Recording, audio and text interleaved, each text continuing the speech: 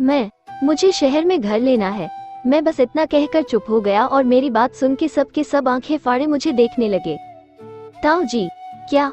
मैं शादी के बाद यहाँ रहना नहीं चाहता। मैं नहीं चाहता कि मेरा बच्चा उसी स्कूल में जमीन पर बैठ के पढ़े जहाँ मैं पढ़ा था। यहाँ अगर इंसान बीमार हो जाए तो इलाज के लिए 1 घंटे दूर बाजार जाना पड़ता है। न इंटरनेट है, न ही ठीक से बिजली आती है। ऐसी जगह मैं अपनी नई जिंदगी शुरू नहीं करना चाहता। शहर में सब सुख सुविधा है, पर यहाँ सिर्फ बीहड़ है।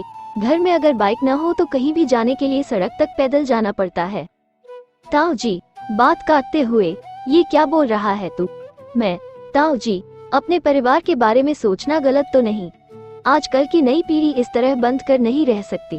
अगर हम गरीब होते और ये सुख सुविधा नहीं खरीद सकते तो मैं आपसे कुछ नहीं कहता, पर हम गरीब। तो मेरी बात सुनकर ताऊ जी चुप हो गए, पर ताई जी तमतमाते हुए बोली, ताई जी, तो तू क्या चाहता है, हम सब खेती किसानी बेच के तेरे साथ शहर चले? बिल्कुल नहीं। मैं बस इतना चाहता हूँ कि मैं शहर में अपना घर ले सकूं, अपनी बीवी बच्चों के साथ वहाँ रह सकूं और उन्हें वो सब सुख सुविधा दूं जिसके लिए मुझे घर से दूर जाना पड़ा था। माँ, तो तू शादी के बाद वही रहेगा, हमें छोड़ के? नहीं माँ, बच्चों की छुट्टियों में मैं यहाँ आता रहूंगा और आप सब भी हमसे मिलने वही आकर मेरे घर में रहना। ताऊ जी, बस बहुत हो गया। बता, कितने पैसे चाहिए तुझे? 10 लाख, 20 लाख? छोटे, मेरे पिताजी, वो नहर वाली जमीन?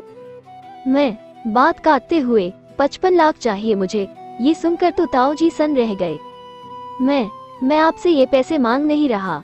मैं अपने पैसों से घर लेना चाहता हूँ, मेरी अपनी मेहनत की कमाई से। ताऊ जी, अच्छा, तेरी वो चुल्लू भर कमाई से घर खरीदने की सोचेगा तो जिंदगी भर नहीं पाएगा। ताऊ जी, मुझे बस 2 साल का समय लगेगा ताकि मैं कुछ पैसे जोड़ लूं। उसके बाद बाकी सारा पैसा मैं लोन लूंगा। ताऊ जी, क्या? पिताजी, तेरा दिमाग खराब हो गया है। नहीं, मुझे अपने पाँव पर खड़ा होना है। पिताजी, तो ये सब जो जमीन जायदाद है वो किसकी है? मेरी तो नहीं, मैंने उसे कमाया नहीं है। मुझे मेरे पैसे का घर चाहिए। पिताजी और ताऊ जी आगे कुछ नहीं बोले। मैं शादी से मना नहीं कर रहा, बस आपसे 2 साल का समय और मांग रहा हूँ। ताऊ जी, ठीक है, पर ये आखिरी बार है जब हम तुझे समय दे रहे हैं। अगली बार तू हमें कुछ नहीं बोलेगा और कोई बहाना नहीं करेगा। जी। इतना कहकर ताऊ जी और सब खाना खाने बैठ गए। उस समय मुझे ऐसा लगा जैसे कि उन्हें मेरे ऊपर गर्व है कि मैं खुद कुछ बनना चाहता हूँ। खाना खाने के समय मैं बस आशु को देख रहा था जो सर झुकाए बेमन से खाना खा रही थी। मेरा मन तो किया कि मैं उसे जाके अपने हाथ से खाना खिलाऊं, पर मजबूर था। खाना खाकर मैं अपने कमरे में गया और लैपटॉप पर कुछ ढूंढ रहा था। तभी आशु मेरे सामने से अपने कमरे की तरफ बिना कुछ बोले चली गई। मैं उठा और जाके देखा तो वो जमीन पर बैठी सर झुकाकर रो रही थी। उसे रोता हुआ देख दिल दुख, मैंने जाके जमीन से उसे उठाकर बिस्तर पर बिठाया। आशु आकर मेरे सीने से लग गई और रोने लगी। बस, कोई शादी नहीं हो रही। मुझे जो भी बहाना सूझा वो मैंने बना दिया और देख सब मान भी गए। फिर क्यों रो रही है?